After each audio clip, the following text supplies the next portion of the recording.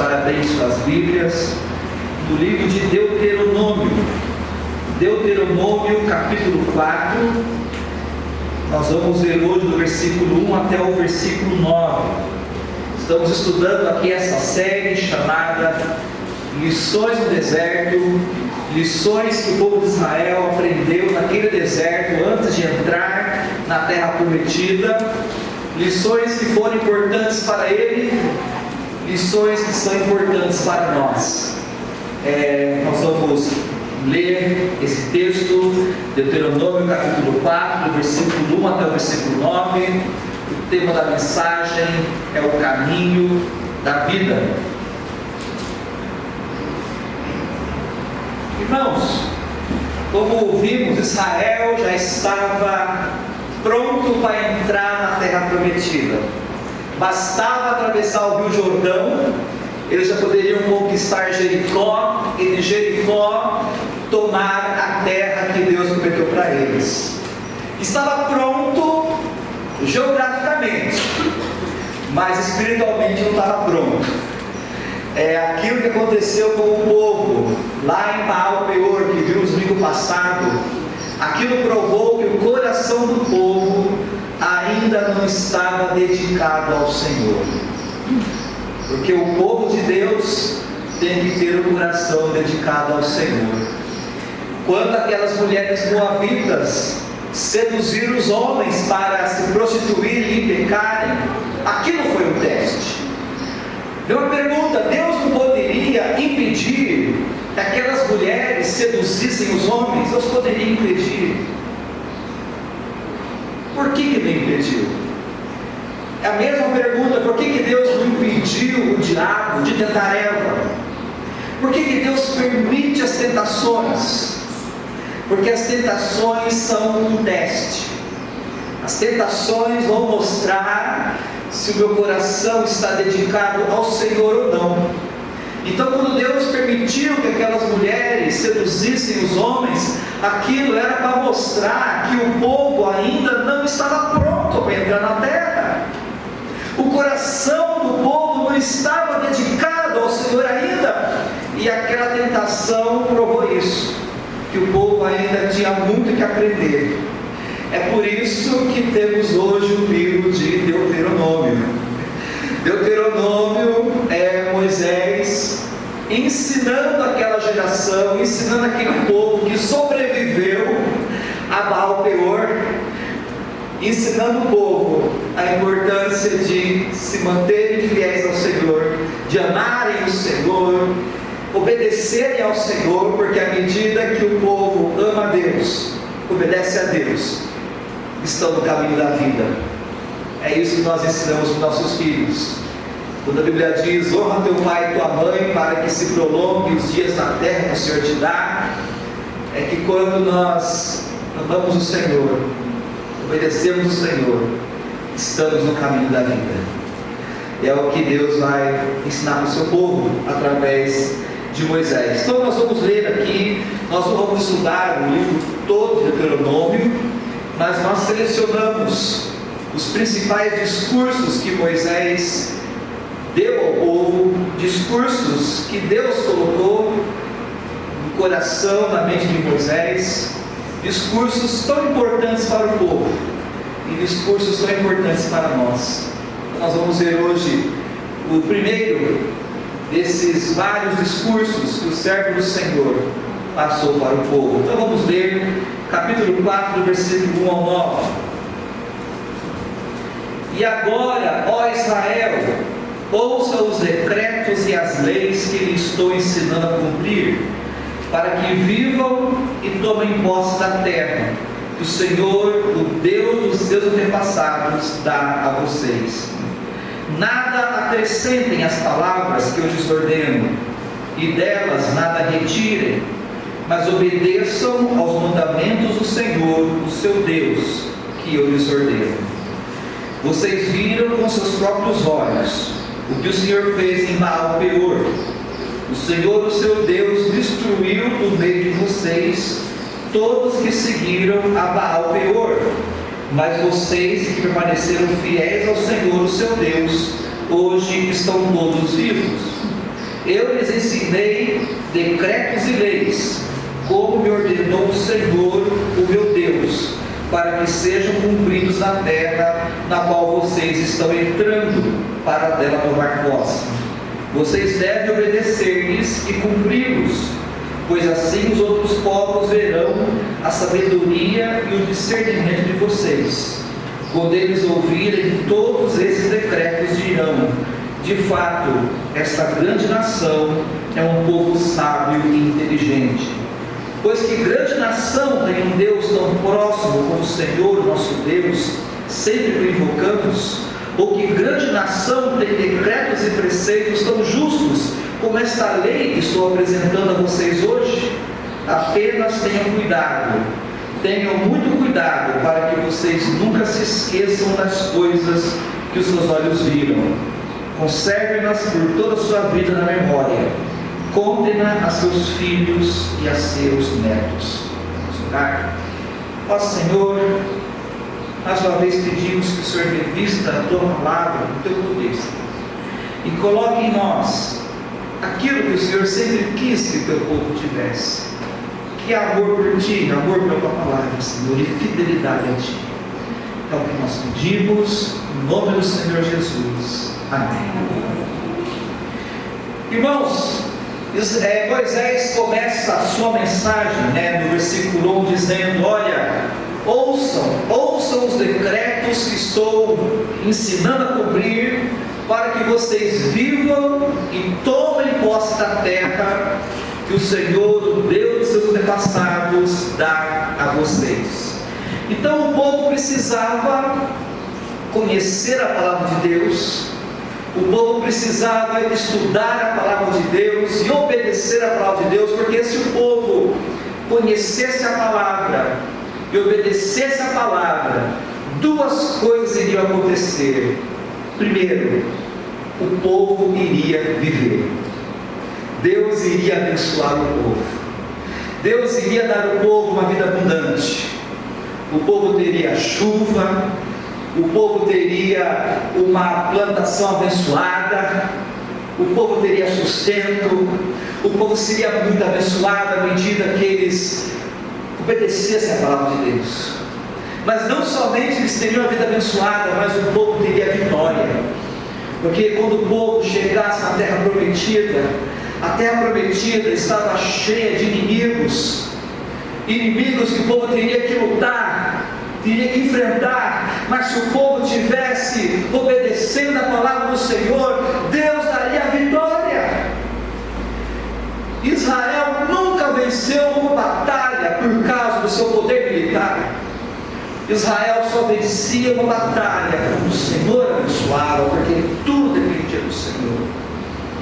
E isso vale também para nós.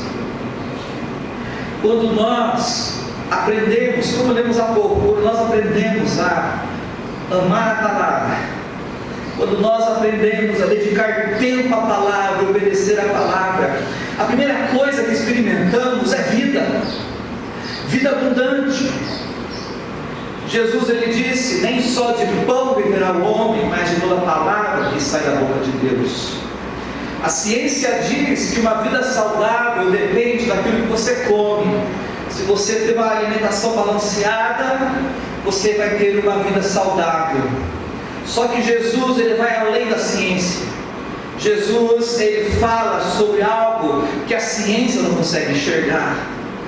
Jesus, ele disse que nós precisamos não só do alimento balanceado, mas precisamos da palavra de Deus.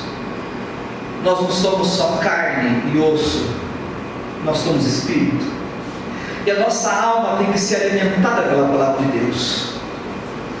O alimento dará para nós saúde física, e a palavra de Deus dará a nós saúde espiritual.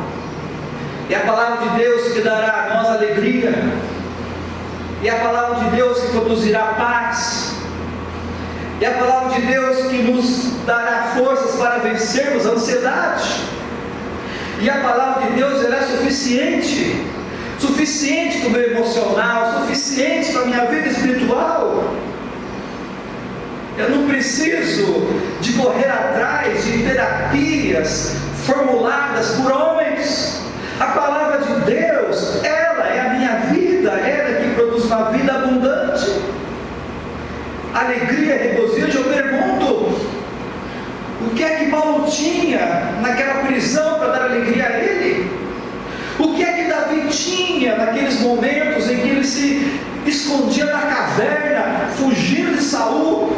Que recurso que esses homens tinham para ter alegria, força? O único recurso que eles tinham era a palavra de Deus. A palavra de Deus na nossa vida. Você está desanimado? Vá para a palavra de Deus. Você está ansioso? Corra para a palavra de Deus. Você está com medo? Corra para a palavra de Deus. Leia a palavra, ore em cima da palavra. Leia a palavra e diga: Senhor, eu quero experimentar isso. Eu quero experimentar essa paz, Senhor. Eu quero que a tua palavra seja o meu único recurso para a minha saúde experimental, para a minha saúde emocional. A palavra de Deus produz vida a nós. E a palavra de Deus também nos capacita a termos vitória. Israel teria guerra contra inimigos de carne e osso. Mas a nossa luta não é contra pessoas de carne e osso. Nossa luta é contra o diabo, contra os inimigos, contra demônios, contra as forças espirituais. E a palavra de Deus que nos dará vitória. Essa guerra espiritual, essa tentação que enfrentamos todos os dias. E o nosso primeiro pedido ao Senhor é que Deus dê a nós cada vez mais amor pelo livro, um desejo por esse livro. Como lemos há pouco, o salmista, não foi Davi, eu creio que foi Asaf que escreveu esse salmo. Ele disse: como tenho prazer em teus mandamentos, como eu os amo. Devemos orar: Senhor, eu quero sentir prazer na tua palavra, eu quero amar, Senhor, a tua palavra. No Salmo 119, 103, ele diz: como são doces as tuas palavras, mais doces que o mel. Quem disse que a palavra de Deus tem que ser uma coisa chata? Quem disse que a palavra de Deus tem que ser um castigo, uma coisa ruim? Não, a palavra de Deus, ela tem que ser doce como mel, ela tem que ser agradáveis. Orar: Senhor, que a tua palavra seja agradável na minha vida. O salmista também diz: tuas ordens me dão discernimento, por isso odeio todo o caminho falso. A palavra de Deus nos dá esse discernimento e nos faz odiar, rejeitar o mal.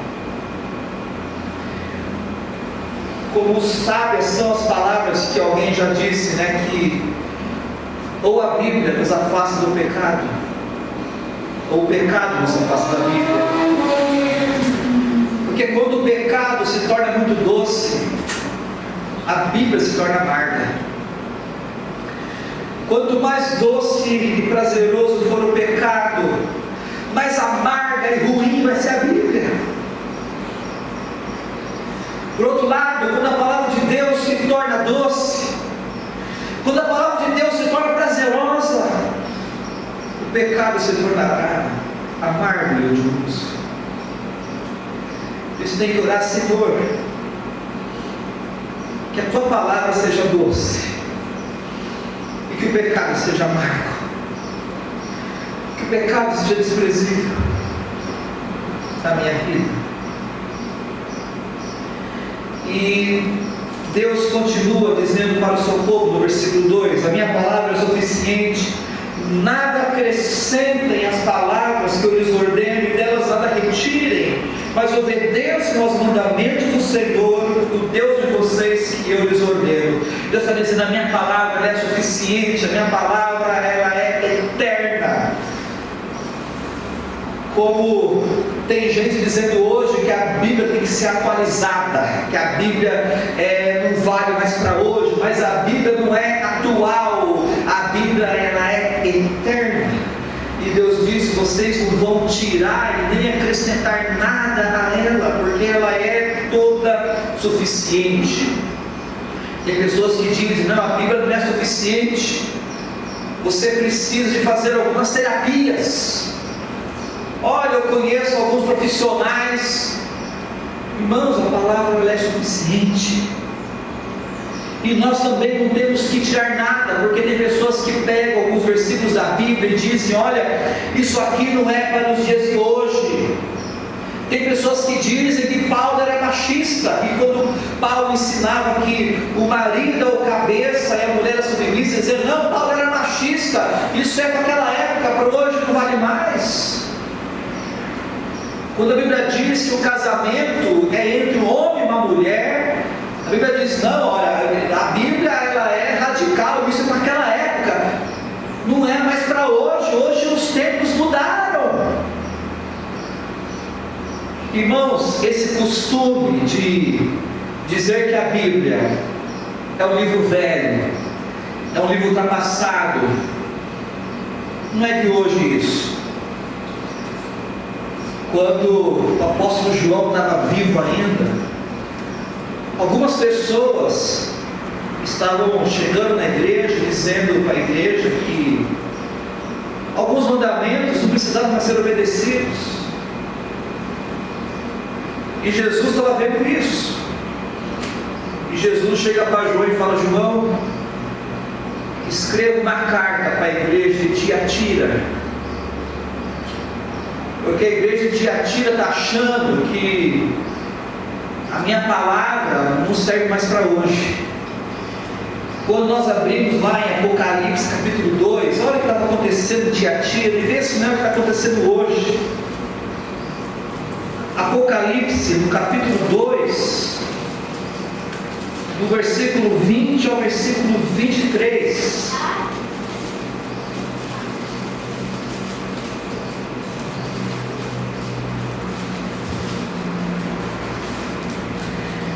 Apocalipse, capítulo 2, do versículo 20 ao versículo 23.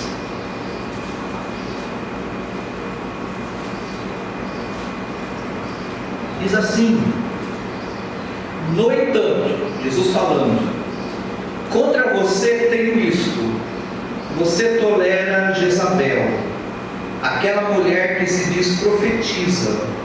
Nos seus ensinos, ela induz os meus servos à imoralidade sexual e a comerem alimentos sacrificados aos ídolos. Dei tempo para que se arrependesse da sua imoralidade sexual, mas ela não quer se arrepender. Por isso vou fazê-la adoecer e trarei grande sofrimento aos que cometem adultério com ela, a não ser que se arrependam das obras que ela pratica. Matarei os filhos dessa mulher, então todas as igrejas saberão que eu sou aquele que sonda mentes e corações, e retribuirei a cada um de vocês de acordo com as suas obras. Jesus está dizendo o seguinte: olha, nessa igreja de Tiatira tinha uma pastora, né? Já está errado aí, né? Tinha uma pastora, e essa pastora, quando ela pregava, ela dizia para as pessoas, né? Creio que até para os jovens, né? Que esse negócio de pureza, castidade, santidade, isso é coisa do passado. E ela ensinava os jovens que não tinha problema nenhum em praticar moralidade, de curtir o mundo, curtir a vida, participar de festas idólatras. Então ela dizia: olha, vamos, aproveite a vida. Esses mandamentos aqui da palavra de Deus é coisa ultrapassada. Vocês têm hoje que aproveitar a vida. E essa mulher ensinava, ela dizia que não tinha problema nenhum, que aqueles mandamentos lá eram do passado. E não que temos hoje. Hoje temos muitos pastores, líderes que chegam para a igreja e falam: não, isso aqui é do passado. Isso aqui é que Paulo era radical, isso aqui é para aquela época, hoje não. Hoje, se você quiser aproveitar, aproveite a vida. Mas Jesus, ele olha para essa igreja e diz: olha, eu vou adoecer, essa pastora aqui, ela vai cair de cama, e se eles não se arrependerem, eu vou agir com maior rigor. Então nós vamos que a palavra de Deus, irmãos, ela é eterna. Aquilo que Deus ordenou no passado, Deus continua ordenando hoje, e Deus quer hoje que o seu povo viva para Ele. Devemos ser um povo santo, um povo consagrado, um povo dedicado ao Senhor. E como vamos ver adiante, o povo de Deus é um povo que tem que ser conhecido pela sua diferença. O povo de Deus tem que ser conhecido pela sua piedade, pela sua devoção a Deus. Por isso que a palavra de Deus, ela é eterna. No versículo 3, Deus continua dizendo para o povo tomar cuidado. No versículo 3 ele diz: vocês viram com os próprios olhos o que o Senhor fez em Baal-peor. O Senhor, o seu Deus, destruiu do meio de vocês todos que seguiram a Baal-peor. Meus irmãos, esse evento estava muito claro na mente dos israelitas. Irmãos, Israel nunca esqueceu o que aconteceu nesse dia em Baal-peor. O dia em que 24 mil homens morreram. Nesse dia, como vimos no domingo passado, aquelas mulheres vieram seduzir os homens. E por que os homens foram atraídos? Por que os homens seguiram aquelas mulheres? Porque os homens queriam prazer. Os homens queriam alegria. Os homens queriam se alegrar. Eles foram atrás daquelas mulheres porque eles queriam prazer e alegria. Só que esse dia não foi um dia de alegria e prazer. Esse dia foi um dia de choro, foi um dia de tristeza, foi um dia de luto, foi um dia de morte. Esse foi um dia em que milhares de famílias estavam chorando porque perderam filhos que se envolveram nesse pecado. Pessoas que acreditavam que existe prazer e alegria em desobedecer o Senhor, em desafiar o Senhor, achando que desafiando o Senhor você vai encontrar a satisfação. E foi um dia de grande tristeza, porque quando nós afastamos a palavra de Deus, porque a Bíblia, esse é o nosso livro de alegria e prazer, quando nos afastamos da palavra do Senhor para o pecado, o fruto disso é a morte. E mais, quando nós caímos, afastamos de Deus para ir atrás do pecado, nós nos tornamos tão desprezíveis quanto o próprio pecado. Oséias, se referindo a esse acontecimento, lhe disse: mas seus antepassados me abandonaram por causa de Baal-peor e se entregaram à vergonhosa idolatria, e logo se tornaram tão repugnantes quanto o ídolo que adoravam. Deus está dizendo: Baal é um ídolo repugnante. E quando Israel se juntou a Baal, o povo se tornou tão repugnante. Irmãos, a dignidade humana, a nossa dignidade é nos parecermos com Cristo. Quanto mais nos parecermos com Cristo, aí que está a nossa dignidade. Porque Deus nos criou conforme a sua imagem e semelhança. Quanto mais nós nos parecemos com Cristo, mais humanos nos tornamos. Mas quando o homem se afasta de Deus, quanto mais o homem se afasta do Senhor, mais ele vai perdendo a sua dignidade humana. E como diz a Escritura, o homem, ele deixa de se tornar humano, ele se torna cada vez mais parecido com animais. Porque o animal, ele faz aquilo que ele quer. O animal segue os seus instintos. O animal está pouco preocupado se aquilo é sujo ou limpo, né? A gente vê, quem tem cachorro sabe que o cachorro é um bicho porco, né? Mas ele faz aquilo que ele tem vontade de fazer, ele faz as porquices dele, e para ele está maravilha. Faz as coisas erradas.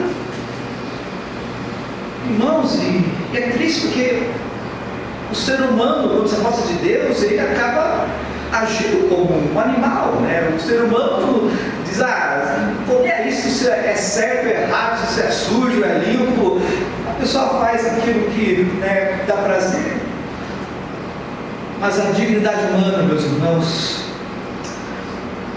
a nossa humanidade, ela é resgatada quando nós nos parecemos do nosso Criador. Quanto mais eu me pareço com Cristo, quanto mais eu me pareço com o meu Criador, aí a minha dignidade, a minha humanidade, né, é resgatada.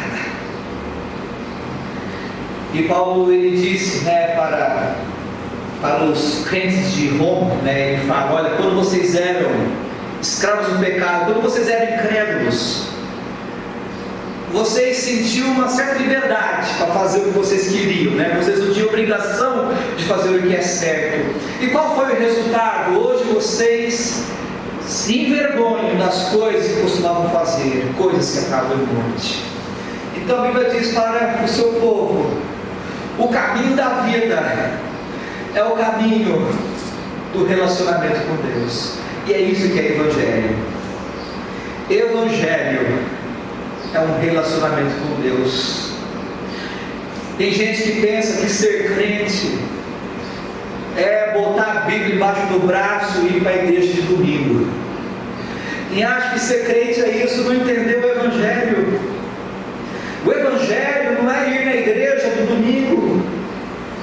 O Evangelho é um relacionamento com Deus, é um andar com Deus, é um deliciar-se com a palavra de Deus, é um deliciar-se na oração, é andar com o Senhor. É isso que é Evangelho, é um relacionamento. Ir na igreja faz parte, porque ir na igreja é o momento que eu me relaciono com os meus irmãos, porque o Evangelho é um relacionamento com Deus e um relacionamento com os irmãos do corpo de Cristo. Então eu tenho que, durante a semana, andar com Deus, me relacionar com Deus, e no domingo relacionar com os irmãos. Os dois relacionamentos é que é o Evangelho. Isso é o Evangelho. E esse é o caminho de vida. Esse é o caminho de prazer. Quando a pessoa abandona o relacionamento com Deus e abandona o relacionamento com a igreja, porque uma coisa liga à outra. O relacionamento com Deus me conduz ao relacionamento com a igreja. Quando a pessoa abandona o relacionamento da igreja, é porque ela já abandonou o relacionamento com Deus. Então, quando eu me relaciono com Deus, o Espírito Santo vai me conduzir a me relacionar com o corpo de Cristo, que é a igreja. Esse é o caminho da vida. Mas quando a pessoa abandona o caminho da vida, o relacionamento com Deus, o relacionamento com o Senhor, o fim disso é a tristeza. Agora, continuando, irmãos, versículo 4: mas vocês que permaneceram fiéis ao Senhor, o Deus de vocês, estão hoje todos vivos. Ou seja, aqueles que ousaram obedecer o Senhor, permaneceram vivos. Agora, a partir do versículo 5, nós vamos destacar aqui três características que o mundo tem que ver na igreja, porque o mundo nos vê, o mundo está nos assistindo. Quando as pessoas do mundo olham para a igreja, o que as pessoas do mundo têm que enxergar? Então vamos ver aqui no versículo 5: eu lhes ensinei decretos e leis, como me ordenou o Senhor, o meu Deus. para que sejam cumpridos na terra na qual vocês estão entrando, devem obedecer-lhes e cumpri-los, pois assim outros povos verão a sabedoria e o discernimento de vocês, quando eles ouvirem todos esses decretos. De fato, esta grande nação é um povo sábio e inteligente. A primeira coisa que o mundo tem que ver na igreja, que o mundo deveria ver nos crentes: o povo de Deus deve ser um povo sábio. O povo de Deus tem que ser um povo que tem discernimento. O povo de Deus deveria ser um povo que tomasse decisões corretas, decisões sábias. O povo de Deus não deveria ser conhecido como um povo que toma decisões insensatas, como um povo que enfia os pés pelas mãos. O povo de Deus tem que ser conhecido como um povo sábio. Por quê? Porque a palavra de Deus nos dá essa sabedoria, nos dá o discernimento. A Bíblia diz que o princípio da sabedoria é o temor do Senhor.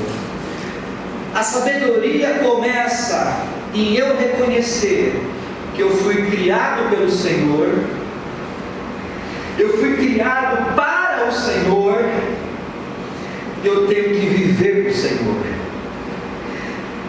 Essa é o começo da sabedoria.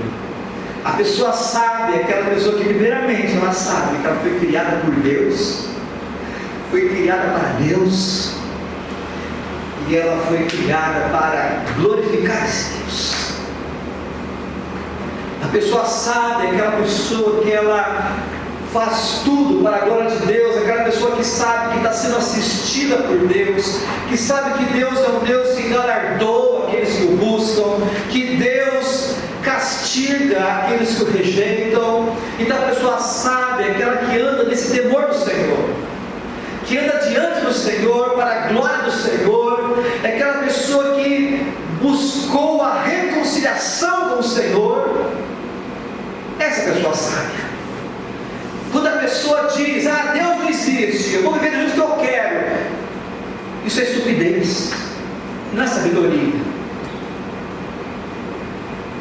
Se o professor seu na escola, na faculdade, chegar e dizendo: olha, Deus não existe, você pode dizer para o seu professor: olha, você pode ser um doutor, mas você é estúpido, porque você está tentando negar aquele que te criou.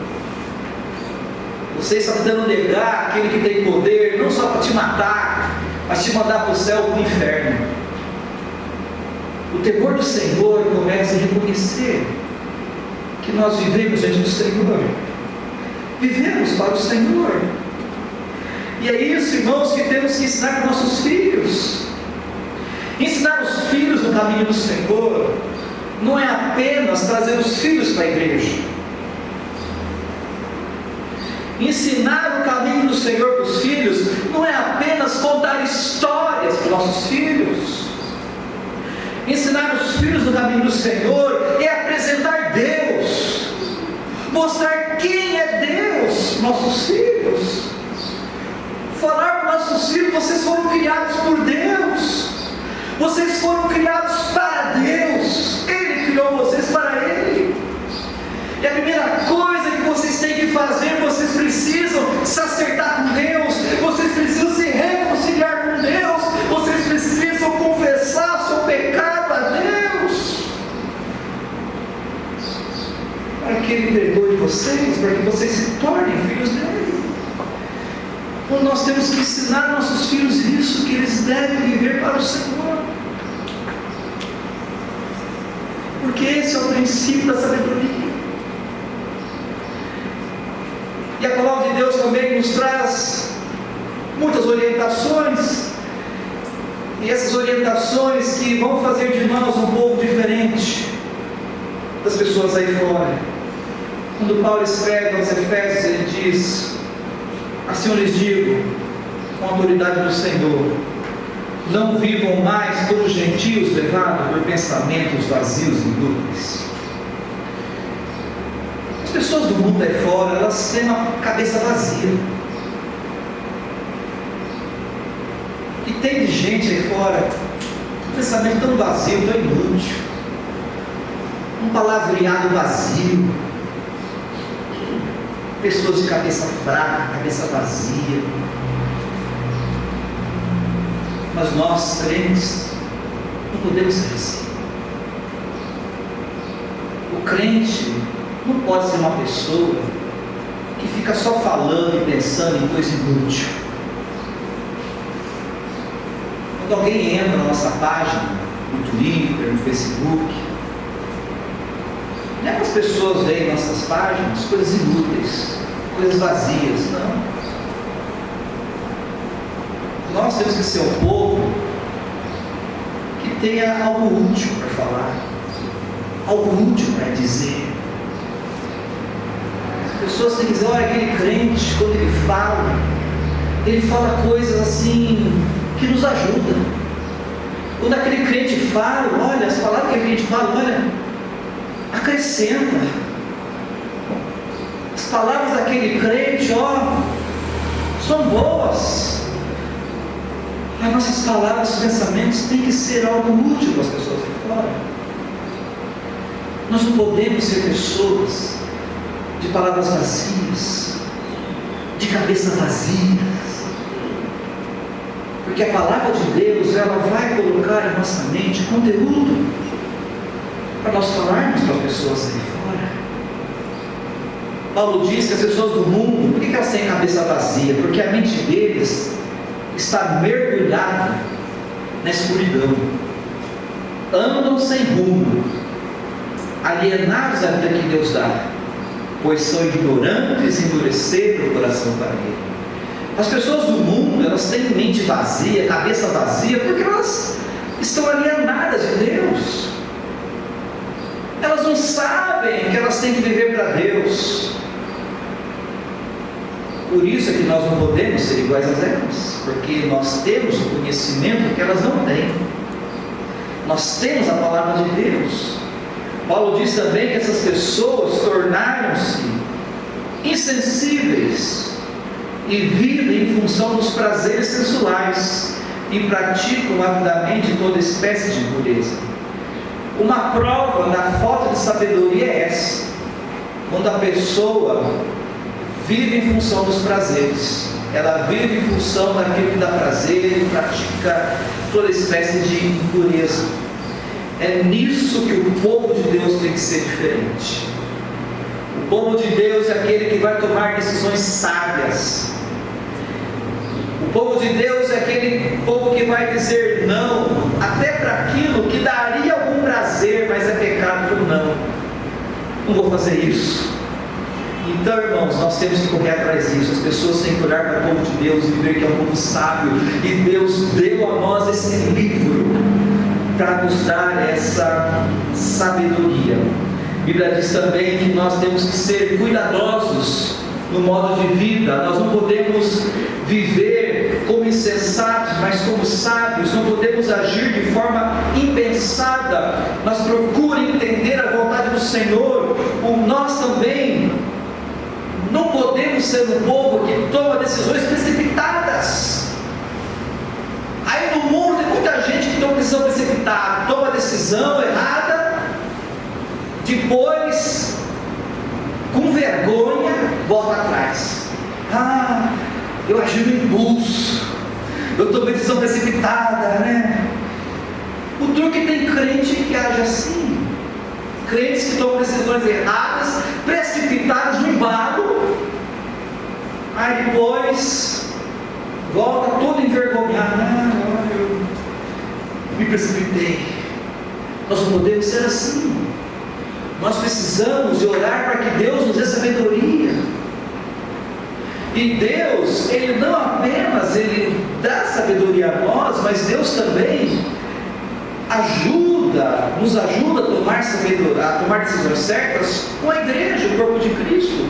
Tiago diz que, Tiago capítulo 1, versículo 5, se algum de vocês precisar de sabedoria, peça ao nosso Deus generoso e receberá, e Ele não se arrependerá por pedirem. Deus, Ele vai dar sabedoria para o seu povo. E quando eu oro pedindo sabedoria, pode ser que Deus não dê a mim o discernimento, todo o discernimento que eu preciso, mas Deus Ele vai ajudar, vai fazer com que o povo de Cristo, a igreja, o povo de Deus, me ajude a tomar decisão.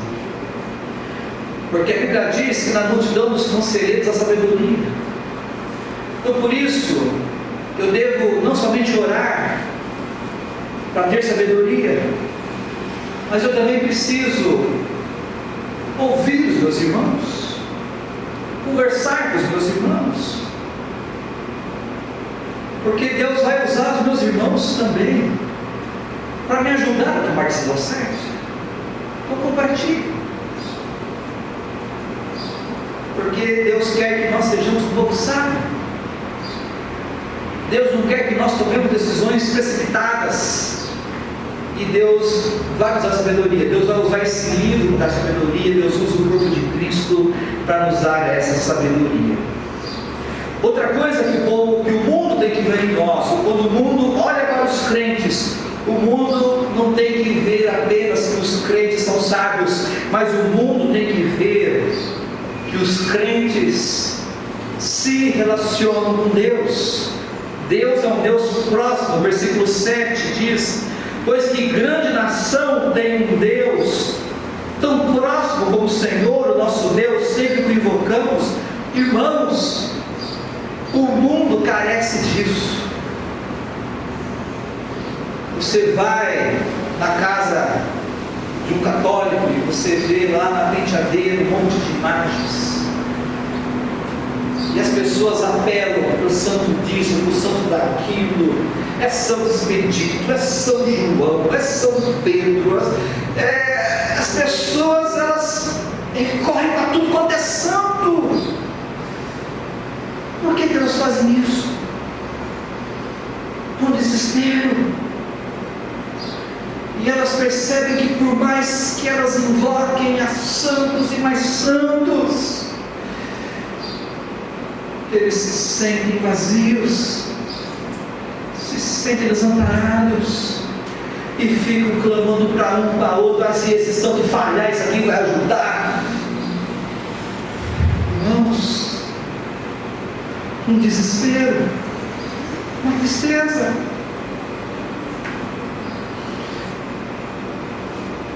Nós não temos esse desespero, por quê?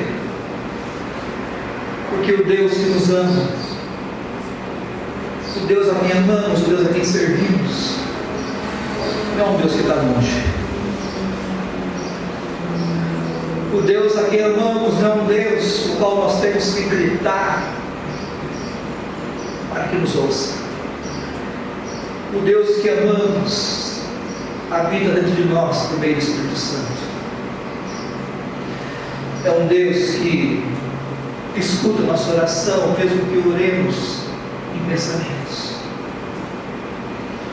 E esse Deus que está presente em nós é um Deus que não apenas nos ouve, mas nos consola, nos dá aquela paz, nos fortalece com alegria.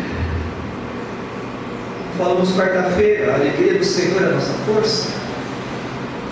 Se perdermos toda a nossa alegria, todo o nosso ânimo, morremos, caímos numa depressão profunda. Nós louvamos o Senhor porque esse Deus que está presente é aquele Deus que está nos levantando, nos dando força, nos dando aquele regozijo para que fiquemos de pé. Paulo também, quando ele diz para a igreja de Efésios, ele diz: toda glória seja a Deus, que por seu grandioso poder que atua em nós, é capaz de realizar infinitamente mais do que poderíamos pedir ou imaginar. Esse Deus que está em nós, nos ouve, nos consola.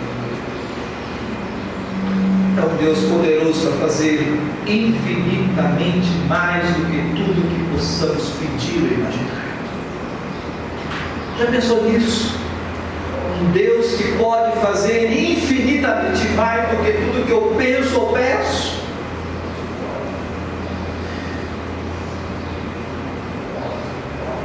Será que Deus ele é poderoso para me dar paz? Será que Deus é poderoso para me ajudar a vencer essa ansiedade?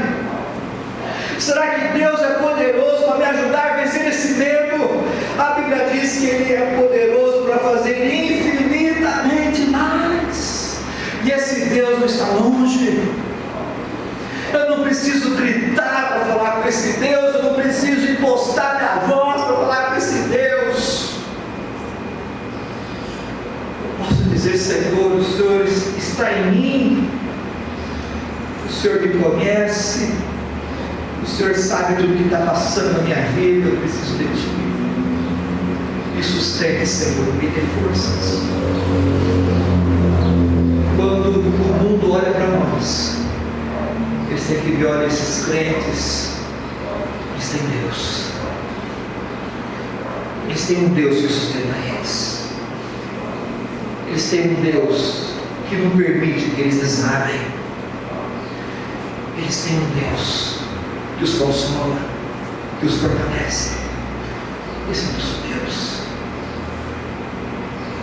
Quando as nações olhavam para Israel, ficavam maravilhadas que Deus estava habitando no meio deles no tabernáculo.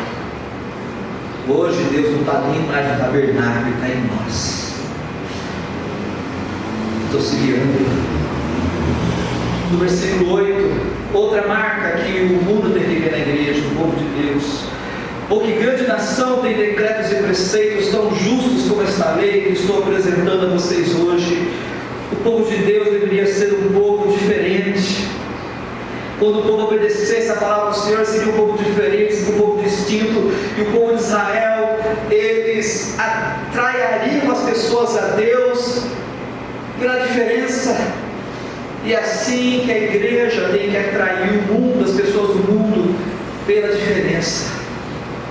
As pessoas têm que olhar em nossa vida e ver diferença. E quando eu falo que o mundo tem que ver diferença em nós, eu não estou falando aqui de legalismo, porque tem igreja ensinando que o crente tem que ser conhecido pelo tamanho da saia, que o crente tem que ser conhecido pelo tamanho do cabelo, que o crente tem que ser conhecido por não fumar, não beber. Então tem igrejas que ensinam isso, que o crente ele é diferente pelo tamanho da saia, pelo tamanho da roupa. Não é essa a diferença que o mundo tem que ver em nós. O mundo tem que ver em nós um relacionamento com Deus, um amor a Deus, um amor à palavra e obediência. O que o mundo tem que ver em nós, obrigado, o que o mundo tem que ouvir em nós são palavras sábias, palavras edificantes. O mundo tem que ver o nosso procedimento, que nós não somos um povo mentiroso, um povo picareta. Nós somos um povo que fala a verdade.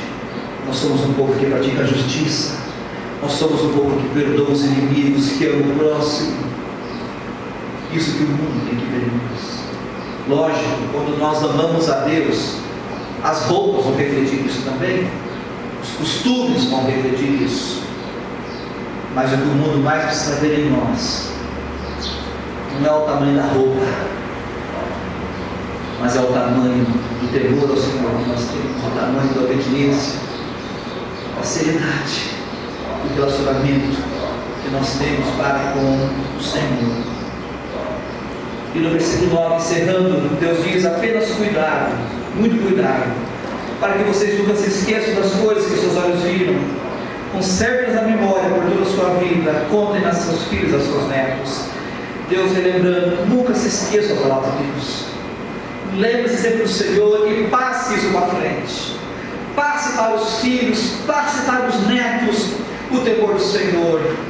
Nós temos que ensinar nossos filhos a amarem o Senhor e amarem o corpo de Cristo, amarem o povo de Deus. É isso que é o Evangelho.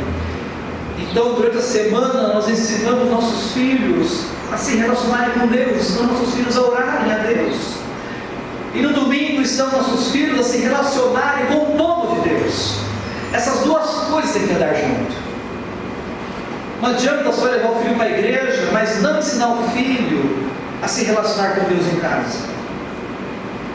Também não adianta estar o filho a se relacionar com Deus e não levar para a igreja. As duas coisas andam juntos. Os nossos filhos têm que aprender a se relacionarem com Deus e se aprender a se relacionarem com o povo de Deus, que é a igreja no domingo. Tem que aprender a congregar. E nós devemos passar isso adiante.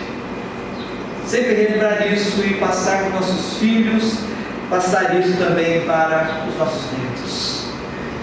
E essa é a nossa oração.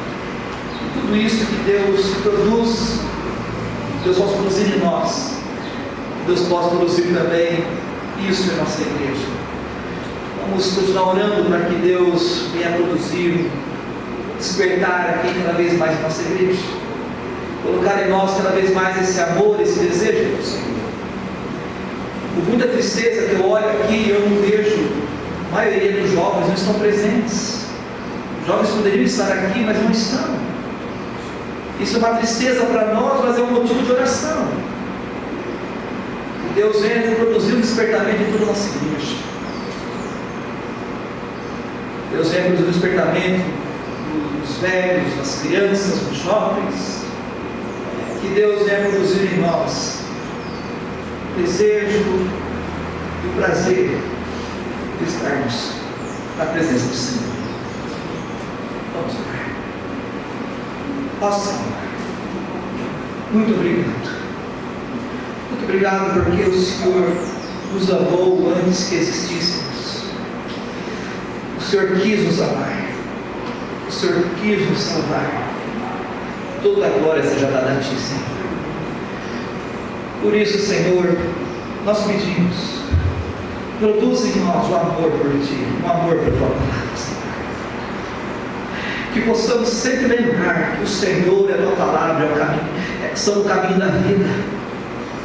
Que possamos sempre experimentar a vida que o Senhor quer produzir em nós. Que possamos ser um povo sábio. Que possamos ser um povo que anda contigo. E que o mundo possa olhar para nós e ver isso.